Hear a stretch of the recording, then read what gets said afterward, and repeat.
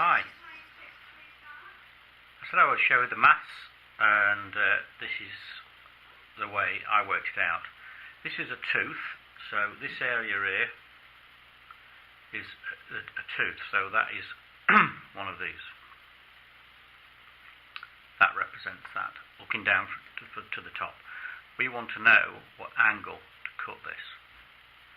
So therefore, if we divide this tooth in half, and then divide the tooth in half, it was 400 fully width, now it's 50. We bring a line down here and square it off, we then end up with a right-handed triangle. So therefore, from this right-handed triangle, a bit of maths, we can work out what angle this is across here. So we can then mill the angle on the tooth. So, right, we're going to use Pythagoras for a start. The way I do it is 2, 3, 4. So it's 2, 3, 4, and then square it, so that's times 2, which is 54, 7, 5, 6, okay, and we squared it. So keep that number. We take the 50 thou down here, the distance at the bottom, okay. This is the opposite, because it's opposite the hypotenuse, this is the hypotenuse, and this is adjacent. So we take the 50, again we square it, which gives us 2,500 squared, okay?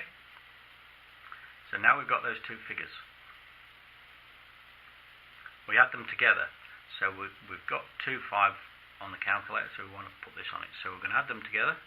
You can see the add button is highlighted in black on the calculator, and add them together. So it's 54, 7, 5, 6. 54, 7, 5, 6, and that equal. Now we still haven't got it because we need to square that. Now that's this one, this button here on the calculator, okay? We're going to square that figure, that's our end figure, okay? So if we square that, that brings us up with 239 thousandths of an inch. Well, I've squared it off to 240, so now we know here the hypotenuse is 239 thou, so we'll call it 240 thou. So now we've got that figure, and we've got this figure down here, we can now work out the angle here, okay? So let's do that. So we take, so what we're going to do now, sorry, it's SOHCAHTOA. This is sines of angles. So we're going to use now SOHCAHTOA. So what we're going to do is we're going to get the sine of 50, and we're going to divide 50 by 240. Okay. So 50 in the calculator divided by 240 equals 0.2083. Okay. Now we're going to sign that, so we've got it here, but we need to first alter this sign because it's the wrong way around. So we need a sign which is sine minus 1, okay? Which is like inverted. So we press that, and that now gives us 12 degrees, 9 minutes and 24 seconds. So the angle here is 12 degrees, and that's how I found my what angle we needed to mill off the side of this to make them all. We mill off the side of this to make them all 12 degrees. They're all at 60 degree stations, and then we had to move the table across on the x-axis, minus and plus, to take this off. So we've now got our 12 degrees. Now what we could do, if we wanted to go just to check it,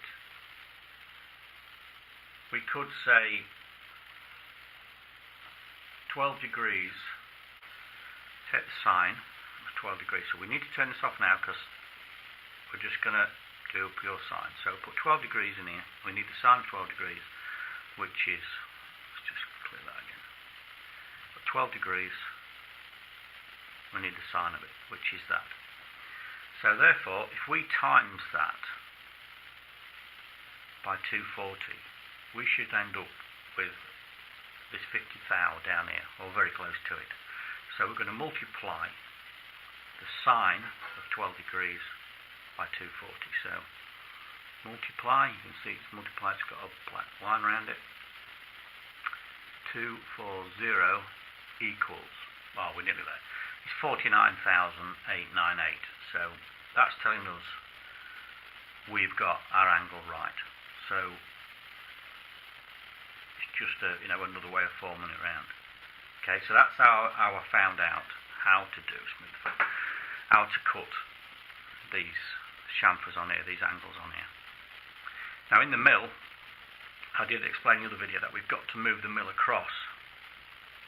So we'd have to put a smaller milling cutter in. Remember, these have been cut out with a 7.5mm milling cutter, but once you go in and start turning it, you've got to go in with a smaller one to cut these angles out. So the way to do that, or to work out how you want to do it, is your 400, which is your widest point, and you'll be working from here on the mill, because you're not sat inside there, are you? So if we were to turn the paperwork round, and now this is the widest point, which is here, and this is the bit we'll be working on the mill, we need to move the table across. And to find out the distance of that, if you put your milling cutter in the centre again here, so mine was a 200mm milling cutter, bring it across 100 to the sides on here, measure what meat you've got left on here. Obviously this was a bit wider because I just milled them out roughly. Measure the distance between there and there. For a start, turn your material to your 12 degrees on your rotary table, and then measure the distance to here, and then bring the milling cutter back whatever distance that is. So your milling cutter then will become here. It would end up about here somewhere. You just need to measure the distance of the original ones. So it would be 200 thou. So you bring it back 200 thou, and then start milling from in here. So you come in from like this direction and you'd mill this off. And then once you've got all the 6 done, you're going to go the other side. And your milling cutter at that point will start on the inside. Now, that's conventional milling. Now when you do your side, you climb milling. So you've got to start out here and work back in. So you move then your table to the positive. So therefore it brings the milling cutter over to this side, and you're going to work in that way. And that's how I found out how to do it. Okay, hope that helps. Right, that now is ready for to go in the lathe. So you don't want to see that bit, do you? You do. Well, I've lit the final workshop, so we'll go out to the workshop. We'll cut this down to about 3/8. We'll cut this down to about 3/8, and then we'll put 6 sides on it so we can fit it in the drill. So yeah, back to the workshop.